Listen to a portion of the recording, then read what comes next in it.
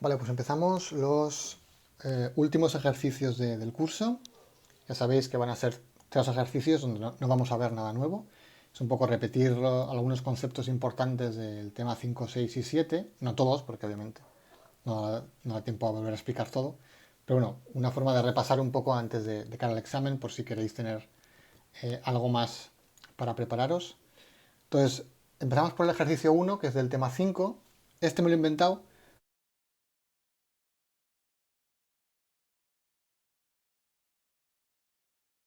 Entonces nos dan la función de utilidad, que es la siguiente, y directamente el problema también nos da las funciones de demanda marshallianas, que son las siguientes. Q1 es igual a la renta más 2 por P1 menos 6 por P2 partido por 2 P1, y Q2 es igual a la renta más 6 P2 menos 2 P1 partido por 2 por P2. Hay dos opciones. O bien nos dan la función de utilidad y eso, como en el tema 3 y 4, pues igualando la RMS al cociente de precios, hallaríais las funciones. O puede ser, como en este caso, que ya directamente nos las den, ¿vale? Pero bueno, si no, se calculan como hemos hecho siempre en el tema 4, con Lagrangiano, con RMS igual a cociente de precios, con la igualdad de utilidad marginal ponderada, un poco como queráis. Pero bueno, nos dan ya la función de demanda marshalliana y nos dicen que tenemos los siguientes datos para el apartado A. El precio del bien 1 es 30, el del bien 2 es 10 y la renta es 1200. Entonces, equilibrio inicial bastante simple. Sustituimos y hallamos el valor de Q1 y de Q2. Entonces, para Q1 tenemos 1200 más 2 por P1, que es 60, menos 6 por P2, que va a ser 60, y esto nos da 2 por P1, 60. Con lo cual nos queda 1200 partido por 60, que va a ser 20. Si hago esto siempre mal. Efectivamente 20, por si acaso. Y Q2 es 1200 más 6 por P2, que es 60, menos 2 por P1, que también es 60, partido por 2 P2, que es 20. Lo digo porque me están sonando las tripas un montón. No sé si lo estoy escuchando. Espero que no, porque si no puede ser terrorífico. 60, vale. Entonces tenemos ya Q1 y Q2, las variables de equilibrio, si tenemos esos datos. Entonces ahora nos dan, a ver que lo lea, apartado B, nos piden descomponer el efecto renta y sustitución. ¿Qué tendremos si el precio del bien 2 pasa de ser 10 a ser 30? ¿Vale? Hay un aumento de 20 euros en el precio del bien 2 y pasa de 10 a 30. Entonces, para ello, simplemente calculamos los equilibrios, tanto el final, que es relativamente sencillo, como el hipotético, que es a lo mejor el que algún problema más os puede dar. Entonces, el equilibrio final, lo hacemos ya, es el más sencillo. Simplemente es poner los datos que teníamos antes, excepto el precio del bien 2, que ahora sabemos que es 30. Entonces, Q1 y Q2, exactamente igual. La renta no ha cambiado, es 1200. Más 2 por P1, no ha cambiado, 60. Ahora 6 por P2 es 6 por 30, que es 180. Y 2 por P1 sigue siendo lo mismo, 60. Y esto es, a ver, 1200 más 60 menos 180 partido de 60, 18. Vale, vamos a con Q2, 1200 más 6 por P2, que ahora es 180, menos 2 por P1, 60, partido por 2 por P2, 60. Y esto es 1200 más 120, partido por 60, 22. Entonces, en el equilibrio final vemos que ha bajado el consumo de Q1 y que ha bajado el consumo de Q2. Vamos ahora, para poder descomponer entre el efecto renta y sustitución de ese efecto total, de ese cambio total, vamos a hacer el caso que llamo el caso hipotético, en el cual mi capacidad adquisitiva no ha cambiado, ¿vale? Tenemos que primero calcular cuál es mi renta hipotética para la cual yo puedo mantener mi capacidad adquisitiva. Se calcula eso simplemente con los precios nuevos, P1 es 30 y P2 es también 30, cogemos los nuevos, y las cantidades que yo compraba anteriormente, que eran 20 y 60. Es decir, busco qué renta con los nuevos precios me permiten comprar la misma cantidad que compraba en el caso inicial. Si calculamos esto, pues tendrá que ser en primer lugar mayor que la que tenía antes, y esto es 600 más 30 por 60, 2400. Entonces, si tengo una renta de 2400, sé que como mínimo podría acceder a la misma cantidad que compraba antes con los nuevos precios, ¿vale? Como se ha encarecido el precio del bien 2, yo tendré que tener una mayor renta para poder comprar lo mismo que antes. Si no, al subir el precio del 2, pues ya vemos que compraré siempre menos. Entonces vamos a calcular ahora cuál sería mi consumo óptimo si tuviera esa renta, ¿vale? Porque acordaros, con esa renta yo sé que puedo comprar esto. La pregunta no es si puedo comprar esto, que hago una renta hipotética para ello, sino qué voy a comprar en ese caso.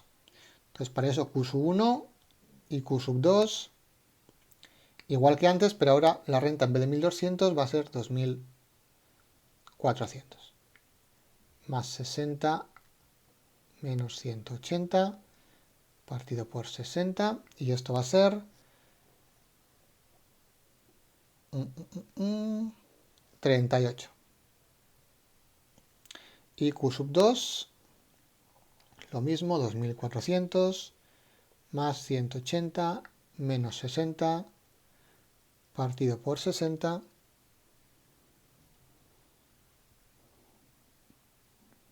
y da 42. ¿De acuerdo? Entonces, muy importante, esto va a ser el equilibrio intermedio o hipotético. ¿De acuerdo? Equilibrio inicial, hipotético e intermedio. Vamos ahora a calcular los efectos renta y sustitución de cada uno de los casos. Entonces tenemos un efecto sustitución, un efecto renta, y lo tendremos, perdón, que esto no se ve. Y lo tendremos tanto para Q1 como para Q2. Vale. Para ello vamos a ir calculando las variables que tenemos que podemos calcular. Entonces, por ejemplo, S1 significa el efecto sustitución del bien 1, y como ha cambiado el bien 2, aquí pondríamos un 2, ¿vale? Entonces acordaros muy bien el orden de los números. S12 implica el efecto sustitución, cuánto ha cambiado Q1 al cambiar el precio del bien 2. En el denominador siempre, hagamos el que hagamos, tanto en sustitución como renta, como del bien 1 como del bien 2, en el denominador siempre va a ir lo mismo. Es el cambio que ha habido en el precio. El precio que ha pasado ha aumentado de 10 a 30, con lo cual aquí ponemos la variación. En este caso es positiva y es de 20. Si el precio hubiera caído, aquí pondríamos un valor negativo. Si por ejemplo hubiera ido de 30 a 10, aquí pondríamos menos 20. ¿Vale? En el denominador siempre la variación que ha habido en el precio que nos ha causado el cambio en el consumo. Vale, S1, 2, lo que vamos a observar es que ha ocurrido con el bien 1. Al ser el efecto sustitución, comparamos Q1 del caso hipotético al caso inicial. Vemos que ha aumentado de 20 a 38, ha aumentado en 18 unidades. Si calculamos esto, 18 partido por 20, pues es 0,9. Vale. El efecto renta del bien 1, al cambiar el precio del bien 2, en el numerador pondremos la variación que ha habido desde el caso hipotético al caso final. De 38 a 18 ha bajado en 20, con lo cual pondríamos menos 20. Menos 20 partido de 20 es igual a menos 1. Vamos con el bien 2. El bien 2 lo que hacemos es, para el efecto sustitución del bien 2 a cambiar el precio del bien 2, comparamos Q sub 2 del caso inicial al caso hipotético, vemos que ha caído en 18 unidades. Con lo cual aquí ponemos 18 unidades. Y esto va a ser menos 0,9. Y por último, el efecto renta del bien 2 al cambiar el precio del bien 2, pues vemos que de 42 a 22 ha caído en 20 unidades. Esto sería menos 1. Entonces aquí si queréis 0,9 menos 1 menos 0,9 menos 1. Si calculamos el efecto total, simplemente sería o bien sumar ambos efectos, en este caso sería menos 0,1 y en este caso sería menos 1,9, o bien otra opción sería calcular la variación que ha habido del inicial al final, ¿vale? Por ejemplo, del inicial al final en Q sub 1, de 20 a 18 ha bajado en 2, sería menos 2 partido por 20, os va a dar menos 0,1, ¿vale? Pero bueno, yo creo que sumando los efectos os puede dar directamente el efecto total. Ya tendríamos la descomposición de cada uno de esos efectos. Ahora utilizamos esos signos y esos valores para poder clasificar, que es lo que nos pide también el ejercicio, el bien.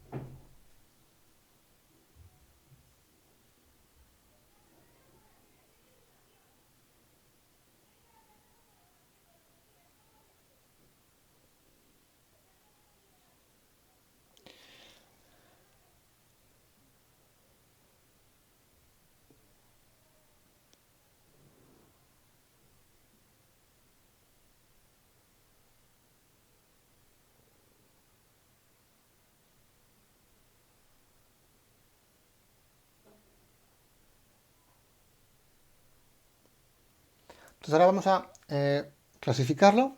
Entonces tenemos, yo, como lo tenéis para el examen delante de vuestras narices, si queréis, pues bueno, no hace falta que lo entendáis, pero yo creo que es mejor que lo entendáis y no únicamente que lo memoricéis para saber realmente qué es lo que estamos analizando, ¿vale? Entonces, ¿aquí qué ocurre? Tenemos que ha habido un aumento del precio del bien 2. Eso va a realizar dos efectos. Por un lado, el efecto sustitución lo que va a hacer es que al encarecerse el precio del bien 2, tú vas a consumir menos del bien 2 por consumir más del bien 1. Es lo que vemos con el efecto sustitución, ¿vale? Si os fijáis, aquí lo que ocurre es que por un lado cae el consumo de Q sub 2, ha caído en 18 unidades, y por otro lado aumenta el consumo de Q sub 1, aumenta en 18 unidades. Entonces, como el signo es diferente, el signo del efecto de sustitución del mismo bien, este va a ser siempre negativo, lo conocíamos como la ley de la demanda, al aumentar el precio de un bien yo voy a consumir menos. Entonces lo importante es que como el efecto del otro bien es diferente, en este caso es positivo, significa que son bienes sustitutivos, porque se van a mover en sentido opuesto. Yo voy a aumentar el consumo de Q sub 1 a la vez que disminuyo el consumo de Q sub 2. Estoy sustituyendo efectivamente Q sub 2 por Q sub 1, ¿vale? Entonces, ese signo positivo lo que nos resalta es que el sentido del aumento en el precio es igual al sentido del aumento de Q sub 1, ¿vale? Van en el mismo sentido. Ese 2 negativo lo que nos dice es que van en el sentido contrario, que como digo es la ley de la demanda, eso va a ocurrir siempre. ¿Qué más tenemos? Tenemos que al aumentar el precio del bien 2, baja mi capacidad adquisitiva. Como se han encarecido los precios, ahora soy capaz de comprar menos bienes en general, no solamente de P sub 2, sino también de P sub 1. Lo que vemos es que ambos efectos renta, tanto de Q sub 1 como Q sub 2, son negativos. Quiere decir que debido a la menor capacidad adquisitiva, voy a bajar mi consumo de Q sub 1 y voy a bajar mi consumo de Q sub 2. Cuando ocurre eso, decimos que son bienes, en este caso los dos, normales. Si fueran positivos, serían bienes inferiores, porque al bajar mi capacidad adquisitiva me veo forzado a comprar más de esos bienes. Serían bienes inferiores. Mientras que si el signo es negativo, si yo reduzco la cantidad que compro, serían simplemente bienes normales. Y ya tendríamos esa clasificación. Aquí podríamos decir, como os comento siempre, que el bien 1 es sustitutivo, y aquí hay que decirlo bien, neto del bien 2, ¿de acuerdo? Porque estamos viendo el efecto de sustitución o de complementariedad a través del efecto sustitución. ¿Qué más podemos decir? A través del efecto total, ¿qué podemos ver?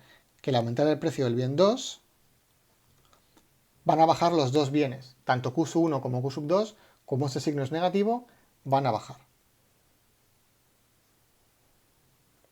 También lo podéis ver mucho más simple, no hace falta ir a estos signos, lo podéis ver aquí.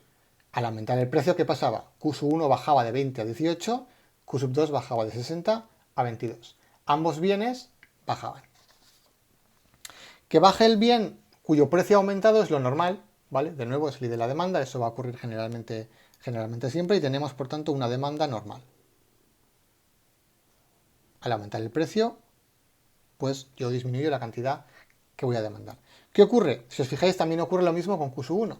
Al aumentar P sub 2, bajo la cantidad de Q sub 1 que voy a demandar. Cuando esto ocurre, es porque el bien, en este caso el 1, aunque si lo hacéis también va a ser del 2, pero bueno, estamos en el bien 1, decimos que el bien 1 es complementario,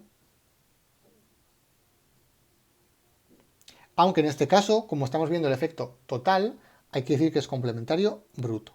¿Vale? Esto es igual que lo que veíamos en el tema 4 con las elasticidades. Al ver el efecto que ocurre en la cantidad que demandamos total, solamente podemos establecer esa relación en términos brutos. Y como al aumentar P sub 2, tanto Q sub 1 como Q sub 2 se mueven en el mismo sentido, en este caso caen, son complementarios. ¿Vale? Entonces, muy simple, mismo sentido, complementarios, diferente sentido, sustitutivos. Si lo vemos por el efecto sustitución, neto. Si lo vemos por el efecto total, bruto. Y vamos ahora a dibujar gráficamente esos equilibrios.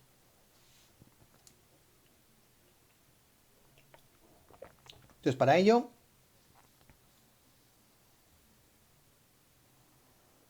hacemos un gráfico. Aquí ponemos Q sub 1, aquí ponemos Q sub 2. Primero, recta presupuestaria del caso original. En el caso original, la renta, voy a ponerlo así, la renta era 1200 y los precios eran 30 y 10.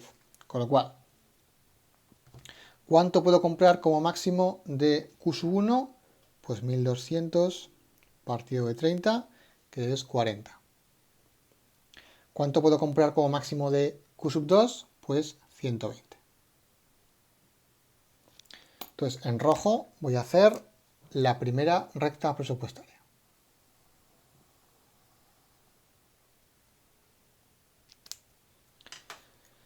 Vamos a hacer el caso final. Yo creo que suele ser más inteligente hacer primero el inicial, luego el final, cuya renta era 1200, el precio del bien 1 no cambiaba, 30, y el precio del bien 2 sí cambiaba y era 30. Lo voy a hacer en color azul. En este caso, la cantidad máxima que puedo comprar de ambos bienes va a ser 40. Ponerlo algo así, por ejemplo.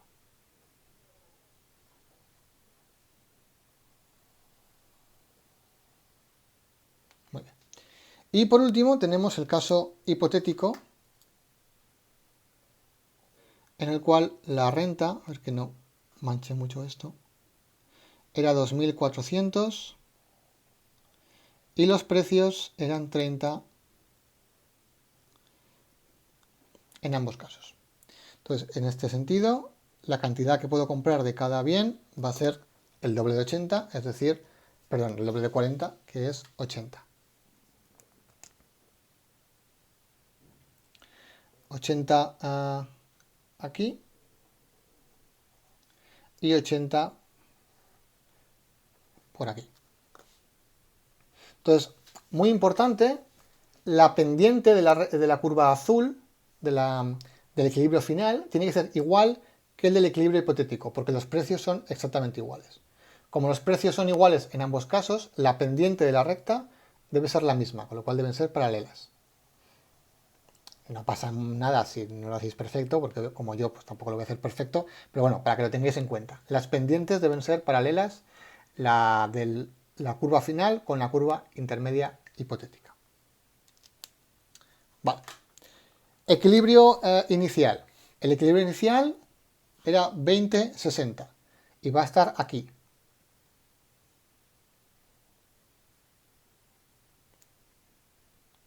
Bueno, ahí, ¿ves? Pues ya no lo he hecho a escala, no me ha quedado tan bien. Pero bueno, se entiende. 20 de Q sub 1, 60 de Q sub 2. Acordaros que la curva hipotética, la recta, mejor dicho, hipotética, va a pasar siempre por ese punto que consumíamos en el caso inicial. ¿De acuerdo? Planteábamos precisamente el 2400, nos salía como una forma de encontrar que al menos esa recta pasa por ese punto. Tenemos esas posibilidades y sabemos que como mínimo podemos comprar estos bienes. ¿Qué ocurre? Que no comprábamos esos bienes. Comprábamos 38 de Q sub 1 y 42 de Q sub 2. Pues por ejemplo estaría ahí. Entonces aquí sería el equilibrio inicial. Ya le he liado. Aquí sería el equilibrio hipotético. Le he liado por el manchurrón este. Y por último, el equilibrio final es en 18-22, con lo cual estará por aquí.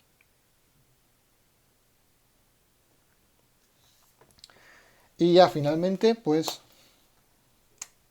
dibujamos las curvas de indiferencia,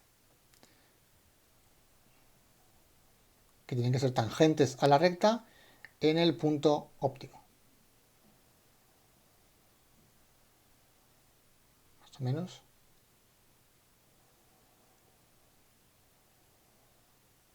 Vale. Ya tendríamos dibujado el problema. Entonces podemos ver que al aumentar el precio del bien 2, pasamos por el efecto sustitución de este punto a este punto. Lo que hacemos es sustituir Q sub 2 por Q sub 1 y se reduce Q sub 2 y aumenta Q sub 1. ¿Qué pasa con el efecto renta? Cuando tenemos en cuenta la disminución en la capacidad adquisitiva, nos movemos realmente de ese caso hipotético al final, que sería este de aquí. Digamos que la renta vuelve a la que teníamos originalmente, a la que tenemos realmente, y el consumo final será este de aquí. Y con eso tendremos ya el ejercicio 1 finiquitado. A ver que me deje ver el resto. Vale. Tema 6.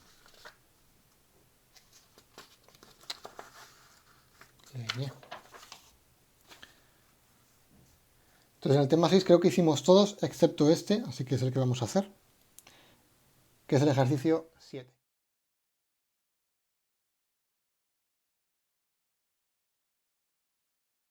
Del tema 6. Y nos dicen, estamos a corto plazo. Acordaros que en el tema 6 y 7, corto plazo significa fundamentalmente que el valor de K es fijo, es constante. No va a cambiar. Mientras que si estamos a largo plazo, se puede cambiar sin ningún problema.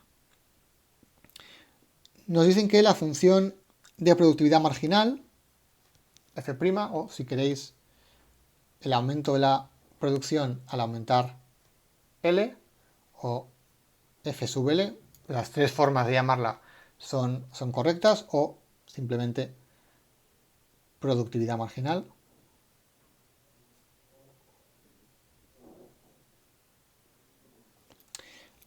Nos dicen que es creciente. Vamos a dibujarla, porque no nos dan tanto datos, sino más nos describen cómo es la función. Entonces, si aquí tenemos el factor trabajo, dicen que la productividad marginal es creciente hasta el 9º trabajador y después decreciente, con lo cual es algo así. Primero crece hasta el punto 9 y a partir de él decrece. Esto sería la función de productividad marginal, ¿vale? Cuánto aumenta la producción al aumentar el número de trabajadores. La empresa actualmente está trabajando con 7 trabajadores, con lo cual nos encontramos, por ejemplo, aquí.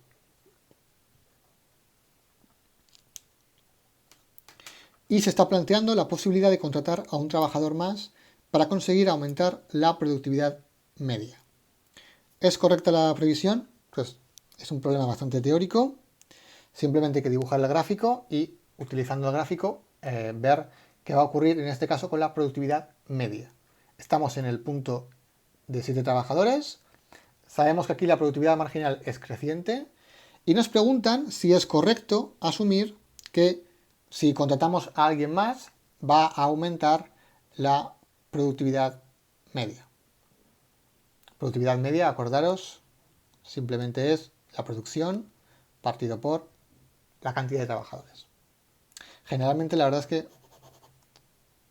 utilizamos, aquí es que no pone, sí que pone la Q, perdón. Ponemos no una función genérica, sino Q de función de producción.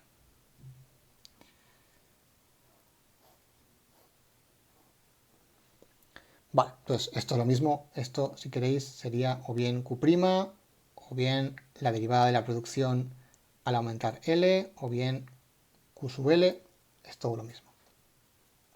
Entonces hay que acordarse de cómo se relacionan la productividad marginal y la productividad media. Entonces, acordaros que conforme está creciendo la productividad media, la marginal está siempre por encima de la media.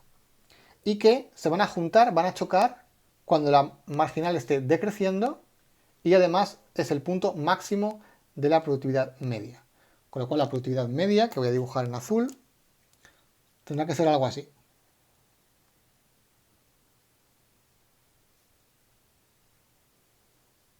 Tendríamos la productividad media. Entonces repito, esto lo podéis ver en cualquier gráfico, sería bueno que lo entendierais, es que conforme aumenta la productividad marginal, tú contratas a más gente y la media aumenta. Aquí, aunque la marginal está decreciendo, ¿qué ocurre? Que sigue siendo superior a la media. Eso quiere decir que el nuevo trabajador que vas a contratar es más productivo que los que ya tienes en la empresa, ¿vale? Es un poco lo que está representando estas dos ecuaciones. El que vas a contratar ahora nuevo, como está por encima de la marginal, es más productivo que los que ya tienes. Con lo cual, si lo contratas, estás mejorando la capacidad productiva y estás mejorando la media de producción de cada trabajador, porque estás contratando a gente que es más productiva. En el momento en el que se cruzan, digamos que el que vas a contratar ya es exactamente igual que los que ya tienes, con lo cual has alcanzado el máximo. Y a partir de ahí, si la productividad marginal es menor, significa que cualquier trabajador que vayas a contratar ahora nuevo es menos productivo que los que ya tienes. Por tanto, si lo contratas, va a ir bajando la media. ¿De acuerdo? Por eso se relacionan de ese tipo. La media siempre por debajo, cuando están creciendo, y chocarán, no chocan, pero bueno, se cruzarán, mejor dicho, en el punto máximo de la media. En cualquier caso, si estamos en la parte creciente de la curva marginal, sí o sí, 100% seguro, estaremos en la parte creciente de la media, ¿vale? Eso no puede ser decreciente esta parte si la marginal es creciente. Por tanto, implica que sí o sí, si contrato a alguien más, voy a mejorar la productividad media. Entonces, nos preguntan, ¿es correcta esta previsión? La respuesta sería sí. Viendo el gráfico y recordando que la media va a ser creciente cuando la marginal también sea creciente, si yo contrato a un trabajador más, la productividad media me va a aumentar seguro. Entonces, si aumento L, va a aumentar la productividad media. Vale, aquí no hay muchos números, simplemente sería conocer el gráfico y cómo se relacionan ambas curvas. Y por último, vamos con el 11 del tema 7.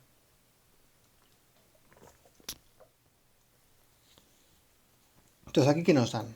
nos dan la función de producción, esto es el 11, perdón,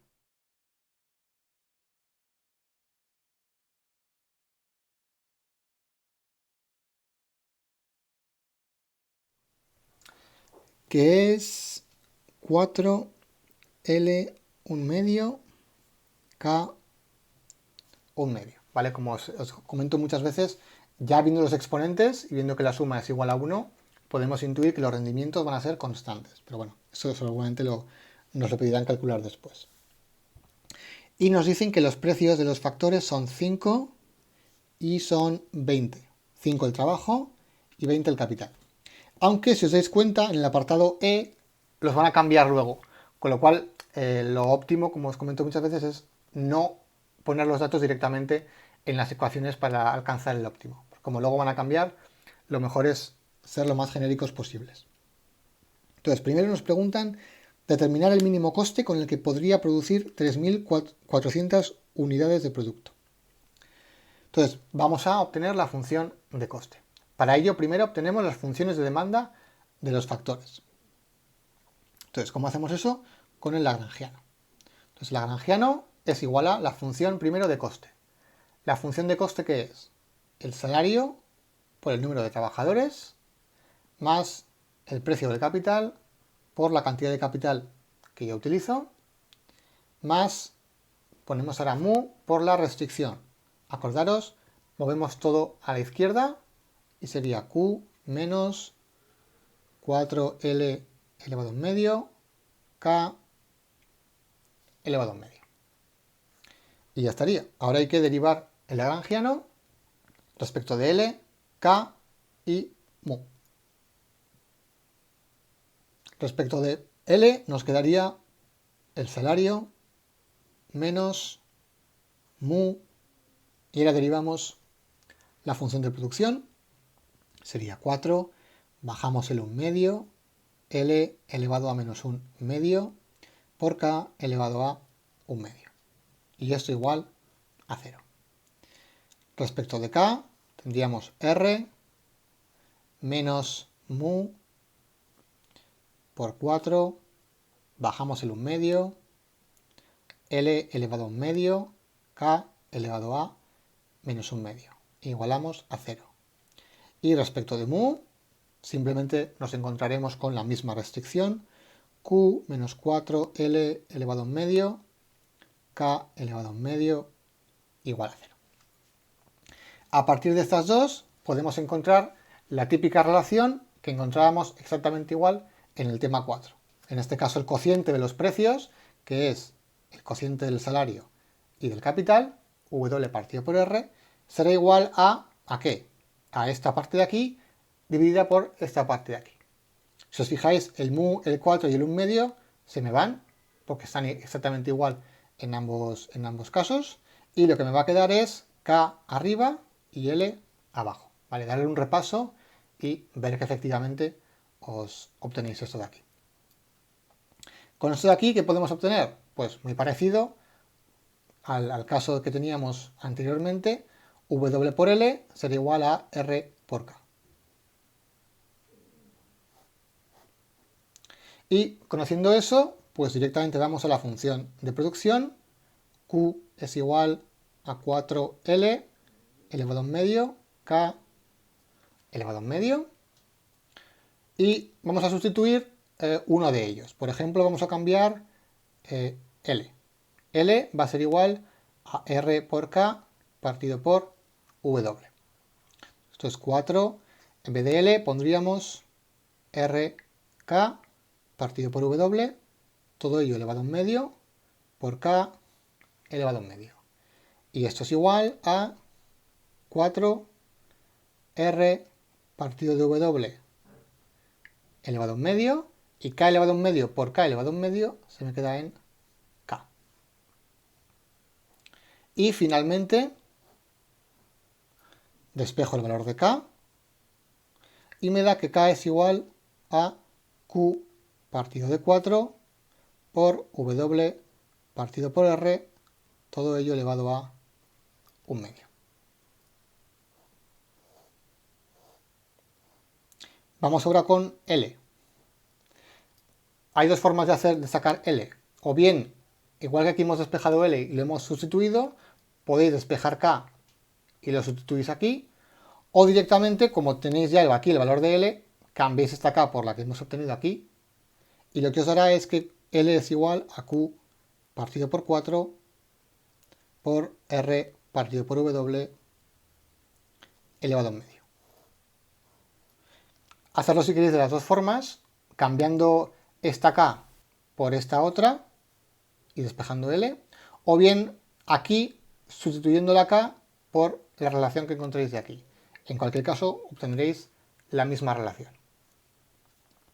Y con estas dos cosas, K y L, podemos ya obtener la función de costes, que es igual a W por L, que es Q partido de 4 por RW elevado a un medio, más R por K, que es Q partido de 4 W partido por R elevado a un medio. Entonces, la función de costes queda un poco horrenda y larga, pero bueno, es la que es.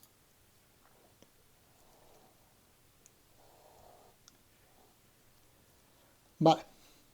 Nos preguntan, ¿cuál va a ser el mínimo coste si la cantidad de producción es igual a 3.400 unidades? Entonces pongo por aquí la ecuación. Acordaros que W es 5 y que R es 20 y queremos producir 3.400 unidades. Pues simplemente sustituimos. En este caso, el coste es igual a W, 5, por Q, 3.400, partido de 4, por R, que es 20, partido de W, que es 5, elevado a un medio, más R, 20, por Q, 3.400, partido de 4. Aquí a lo mejor se podría haber sacado factor común Q cuartos, pero bueno, tampoco igual. W, que es 5, partido de R, que es 20, elevado a un medio. ¿Y esto qué es? Vamos a ver. Tenemos 3.400 partido por 4, que es 850, que por 5 es 4.250. Aquí tenemos 20 partido por 5, que es 4, y 4 elevado a un medio es la raíz de 4, que es 2, más 3.400 partido por 4 por 20, esto es 17.000, por 5 partido por 20 es un cuarto elevado a un medio sería la raíz de un cuarto, que es 1 partido por la raíz de 4, que es un medio. ¿Vale? Parece que es muy complicado, pero al final no es más que estos dos, y esto es un medio. Y esto partido por 2 nos da un total de 17.000. Entonces, para producir 3.400 unidades, el coste va a ser de 17.000 euros o unidades monetarias. Nos preguntan, bueno, representar gráficamente, pues aquí la verdad es que no hace falta mucho. Aquí tendríamos un coste, aquí tendríamos la cantidad. Para representar gráficamente sí que sería mejor lo que he comentado antes de sacar factor común Q.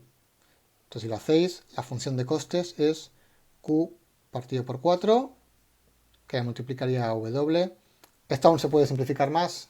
W por R partido por W elevado a un medio es W elevado a un medio, R elevado a un medio.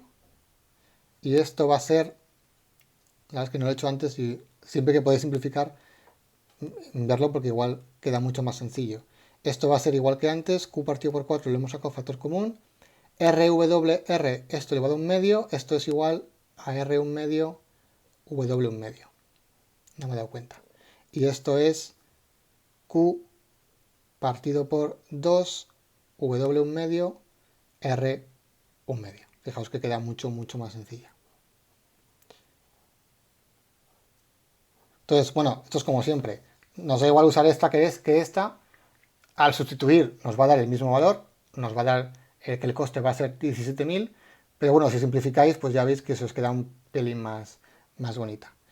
Para simplificar, perdón, claro, hay que entender un poco de propiedades de exponentes y sacar factor común, que bueno, entiendo que no tendréis mucho problema con ello.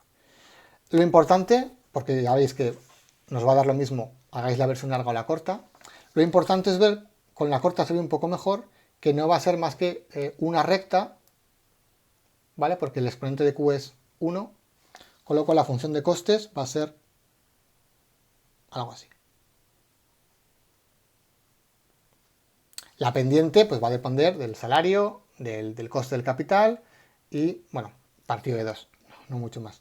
Pero en este caso, si queréis, pues esto va a ser igual, ya que la tengo simplificada, pues Q partido por 2, W elevado a un medio, esto sería, ¿cuánto era W? 5, 5 elevado a un medio, por R que era 20 elevado a un medio. ¿Esto qué es? Es Q partido por 2, por 5 por 20 es 100 elevado a un medio, que es 10, con lo cual nos queda 5Q. Entonces, una recta de pendiente 5. ¿Vale? Si yo produzco una unidad, el coste será 5. Y si produzco 3.400 por 5, pues ya 17.000. ¿Vale? Fijaos que la verdad es que se me hubiera dado cuenta antes de que se podía simplificar bastante bien, pues mucho más fácil. 5 por 3.400, 17.000. Como digo, para calcular no hace falta, se puede en bruto meter los datos, pero bueno, para dibujarlo sí que es mejor simplificarlo lo más posible para saber qué tipo de ecuación tenemos. Aunque, ya digo también, viendo que el exponente de Q es igual a 1, ya podemos asumir que es una recta y, bueno, con que pongáis que es una recta, la pendiente dependerá de los valores en paz. Porque sobre todo en el apartado D, en el apartado E, el salario y el precio del capital van a cambiar. Nos piden la B, trayectoria de expansión, eso no lo hemos visto, no lo vamos a ver ahora porque no quiero meter materia nueva, con lo cual no digo nada de ello. Podéis pasar de largo. Apartado C, nos piden las funciones de demanda condicionada de los factores, eso lo hemos calculado ya. Las funciones de demanda serían estas de aquí, ¿de acuerdo? La función de demanda de K en función de lo que queremos producir y la función de demanda de L en función de lo que queremos producir. Con lo cual, apartado C hecho. Obtener la función de costes, pues ya la hemos calculado. Como digo, es la que teníamos aquí, ¿vale? O, mejor dicho, la simplificada. Y apartado E, ¿vale? Por eso, si lo hacemos desde el principio sin meter los datos, pues el resto de apartados ya están hechos. Ya es ir uno por uno sabiendo encontrarlos en todo el entramado de ecuaciones que tenemos, ¿no? Pero bueno, para la función de costes hace falta la función de demanda de factores, hace falta todo ello para saber realmente cuánto nos va a costar. Y apartado E, nos piden ahora obtener el coste si el salario es 48 y el precio del capital es 3. De nuevo, como ya hemos sacado la función de costes, no hace falta hacer todo el problema de nuevo con los nuevos precios de los factores. Simplemente sabemos que la curva de costes es Q partido por 2, W un medio, por R elevado a un medio. También valdría la ecuación larga. Y aquí simplemente sería cambiar 3.400 partido por 2, W, que ahora es 48 elevado a un medio, por 3 elevado a un medio. Esto igual se puede hacer mejor. 48 por 3 es 144 elevado a un medio. ¿Vale? Al multiplicar valores se mantiene el exponente. Y 144 elevado a un medio, esto va a ser, si no me equivoco, 12. A ver si, bueno, sé que es 12, no. A ver.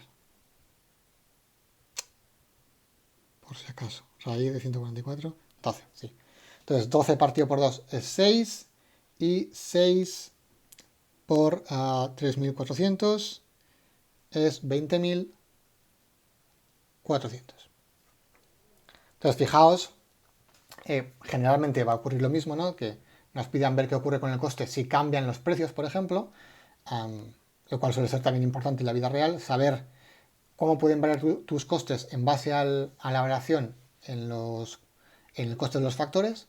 Entonces, si al hacer el óptimo hubiéramos directamente puesto aquí en W5 y R20, pues habríamos tenido que volver a hacer todo para volver a calcular el nuevo equilibrio. Como lo hemos hecho genérico, es cierto que cuesta un poco más.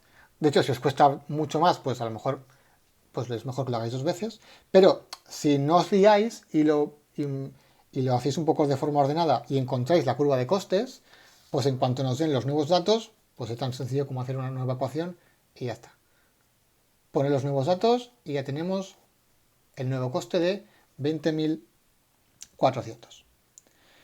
Y con eso tendríamos ya pues la parte del tema 7. Y con eso acabamos por hoy. Ya sabéis, si tenéis dudas, hasta el jueves pues me las podéis plantear por correo o intentar tener alguna tutoría. Si queréis tutorías, por favor, rápido, porque si no se me puede llenar el horario de otros alumnos. Y aquí, como es un poco más lioso porque hay que quedar un poco más a una hora exacta por el Google Meet, pues cuanto antes me las pidáis, mejor. Y nada más, mucha suerte y hasta luego.